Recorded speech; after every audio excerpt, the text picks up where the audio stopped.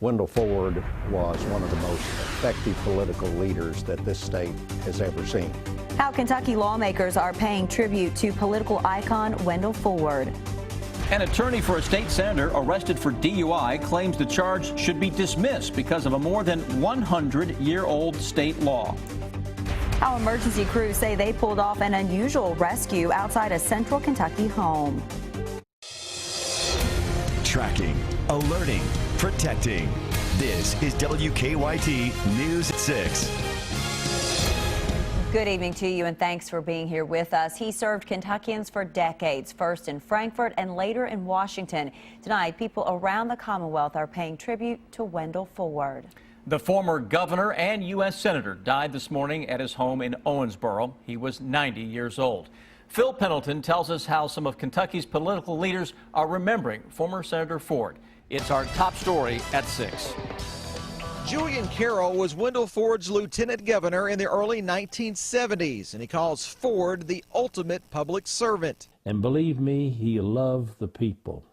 He loved the working man and families. Ford only served 3 years in the governor's mansion, but for a time became the longest-serving U.S. senator from Kentucky. He actually always had the reputation of being able to sit down on the bench at the courthouse and trade knives with some old farmer, or walk on down the street and meet the banker. Wendell Ford earned the respect of many here in Kentucky, and regardless of their political affiliation, many are saying how he fought for the state of Kentucky. Number one, he listened. He could actually quit talking long enough to listen. And he learned a lot in that way, and he made a lot of things happen because he listened. Governor Beshear says Ford cared deeply about the state. While speaking with us today, he showed how much his mentor meant to him. If I can be half as good a governor as he was, I'd be a success. Part of the honor for Ford will be him lying in state in the Capitol Rotunda. In Frankfort, Phil Pendleton, WKYT.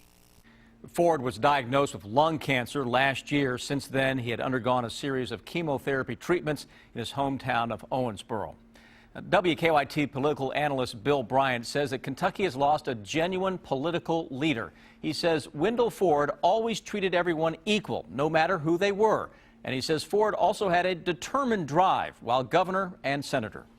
Wendell Ford was an extraordinary man who had a very common touch and yet was disciplined and knew what he wanted to do, what he wanted to accomplish. And he got up every day wanting to get something done.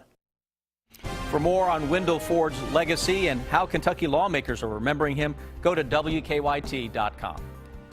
Colder air has moved into the bluegrass, and tomorrow we could be tracking snow across parts of Kentucky. Chief Meteorologist Chris Bailey joins us now with a look at the very latest forecast. Yeah, a forecast that does include the mention of snow, and really that's been uncommon so far this wintertime. Had a lot of snow back in November. It just shut down for December and for most of January. The storm that we're watching is well to our south and southwest, getting some clouds from that already across most of central and eastern Kentucky. Sunshine today, just really not happening for most folks. You're not going to see a whole lot of it going forward. Getting rains as close by as northern parts of Mississippi, Alabama, and southern Tennessee. And that is your storm that is now cranking up across sections of Texas and Louisiana. By the way, this storm has a history of putting down a ton of snow into parts of Texas, areas that don't normally get a whole lot of big snows. We're not talking about a big snow around here, but that same storm system is going to take a track that turns the corner up the east coast. So by the time we go into roughly this time tomorrow evening, we're tracking rain and a mix that will begin to change to some wet snow and take us into Saturday morning with temperatures that will be close to the freezing mark. That means a wet snow that will likely stick in some areas. I see this setting up in bands of sticking snow across parts of central and eastern Kentucky. Coming up in just a little bit, we're going to put a first call for snowfall map out to show where some of those heavier bands may try to set up. Defense attorneys for a Kentucky judge executive who pled guilty to fraud say he should not serve more prison time than what federal guidelines suggest. Investigators say that Morgan County Judge Executive Tim Conley received more than $100,000 in kickbacks from a contractor. Federal guidelines call for a maximum sentence of 7 years, 3 months, but prosecutors asked the judge for an even longer sentence of more than 11 years. Defense attorneys say a longer sentence would not be justified. Conley will be sentenced on Tuesday. Agriculture Commissioner James Comer made it official today. He is running for Kentucky governor. This morning in Frankfort, the Republican filed the paperwork to run for the state's highest office. Comer has chosen State Senator Chris McDaniel as his running mate. Comer says he has big plans for Kentucky if he is elected governor. This time next year, Chris and I will present a bold agenda to the members of the General Assembly that will change this state forever in one legislative session. Comer will face former Supreme Court Justice Will T. Scott and former Louisville Councilman Hal Heiner in the Republican primary. Attorney General Jack Conway and Jeff Young are the only Democrats who have filed. Tonight, we're tracking the search for a man police say could be behind robberies in 4 central Kentucky cities. Versailles police say about 9:30 this morning, a man robbed the Cash Express on Lexington Road. They say he showed a gun and stole money and a cell phone before driving off in a dark-colored Suburban. Around a half hour later, Frankfort police say a similar vehicle was spotted after a robbery at a check-into cash on Versailles Road. They say in both cases, the description of the robber is similar. Police say that robberies at check cashing businesses in Lexington and Nicholasville could also be connected. New numbers show the number of deaths on Kentucky roads went up last year. The Kentucky Office of Highway Safety says that preliminary figures show 667 people died on Kentucky roads last year. That's 29 more deaths than in 2013. But state leaders say 2014 still had the second lowest number of deaths since 1949. Despite the rape accusations surrounding him, it looks like Bill Cosby's performance here in Lexington will go on. Cosby's show is scheduled for March 15th at the Singletary Center for the Arts. In a statement, the center's director says an agreement was made with Cosby's promoter to rent the center for the show before the controversy started. The director says at this time the center is contractually obligated to provide the venue for the show. UK leaders say about 700 tickets have been sold for that show. The number of flu cases continues to rise in Lexington. Fayette County Health Department leaders say there are now 116 confirmed cases in Lexington. This time last year, there were 54. Flu activity is still widespread in Kentucky, which is at the highest level. The health department is still offering flu shots. It's not the kind of call they normally receive. Emergency crews were called to a Woodford County home today for a rescue. They had to save a horse that got trapped in a very unusual situation. Sam Smith shows us how rescuers managed to bring the horse to safety. The call officials received this morning was for a horse in a swimming pool, a job that required teamwork to accomplish. Woodford County Animal Control, the fire department, emergency management, along with the Anderson County Large Animal Rescue Team all responded. You never know when you got an animal in distress what you're going to have to do. EMA Director Keith Slugan says the horse belongs to a neighbor, and there's no telling how long it was in the water before crews arrived. Of course, the property owner woke up this morning and goes out and finds his horse in the pool. He says it broke through a fence and tried to walk across the cover of the in-ground pool. Not knowing what that cover was, walked out on it and fell through. And of course, he was in distress and tied up in that cover. The cover was cut off the horse. Firefighters were able to get the horse in a shallow part of the pool. The 1,200-pound animal was then pulled out and examined by a veterinarian. They started IV drips and all on this horse as soon as he got out of the water, and then they had blankets and all for it. This was definitely an uncommon call for these responders, and they're pleased with how it turned out.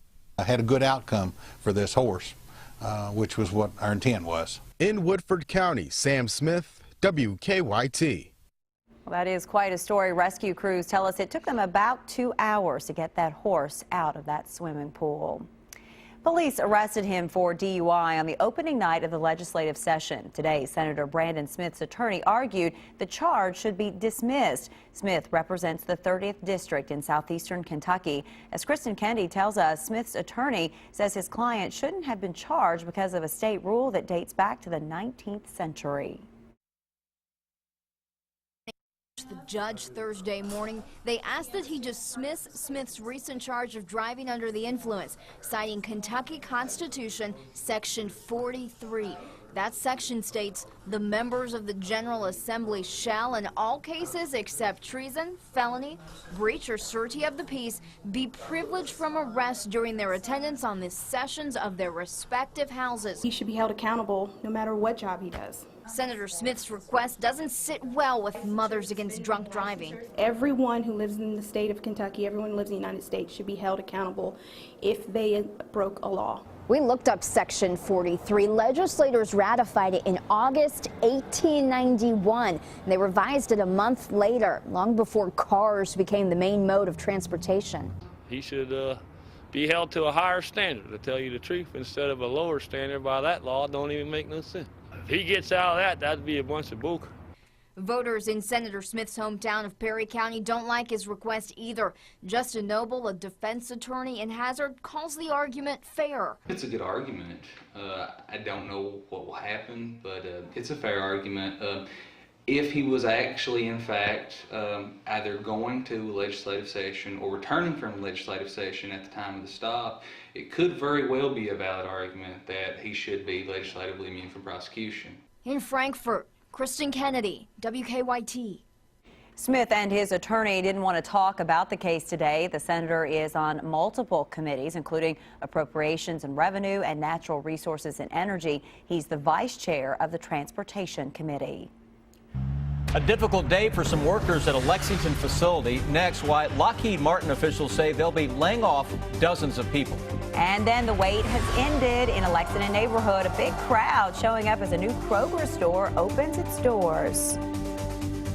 Tonight, dozens of workers at a Lexington facility are learning they'll soon be losing their jobs. Leaders of Lockheed Martin have announced they're laying off 35 workers at the Bluegrass Station facility.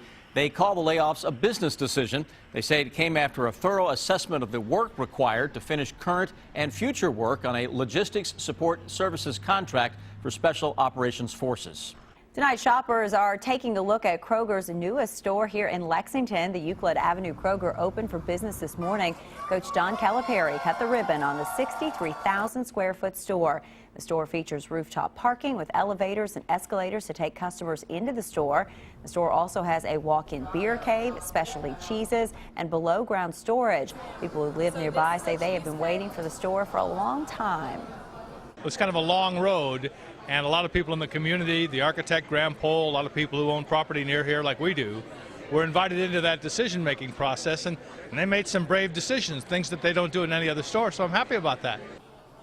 Kroger says the new store has created around 100 new jobs. The store will be open 24 hours, 7 days a week.